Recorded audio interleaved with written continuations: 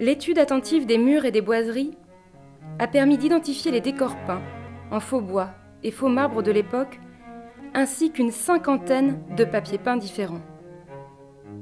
Ces témoins, dont certains ont été conservés dans les pièces, ont servi de modèle aux artisans qui les ont patiemment et fidèlement reproduits, malgré les soubresauts de la crise sanitaire. Voilà, là ici nous sommes dans le jardin d'hiver, derrière moi on a des motifs au pochoir, chaque motif a fait l'objet d'un pochoir. Là il y a plus de 707 pochoirs autour de moi. Donc, à chaque fois on s'appuie aussi sur du réel, sur de l'historique. Et là le jeu et tout le plaisir évidemment pour ces artisans-là et puis pour nous aussi, c'était de retrouver justement ces techniques, ces couleurs. C'est évidemment ce magnifique jardin d'hiver avec cette structure métallique, avec ces verres en écaille, les vitraux aussi également, donc tout a été redessiné.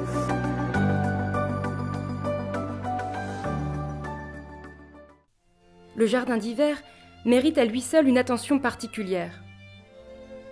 Grâce à Colette Bosquillon de Genlis, petite cousine du général de Gaulle, qui a elle-même vécu dans cette maison, la verrière a pu être fidèlement restituée.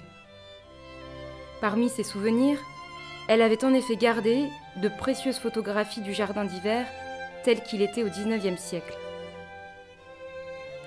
La verrière que vous pouvez admirer aujourd'hui a d'abord été entièrement construite en atelier, avant d'être installée ici à Lille.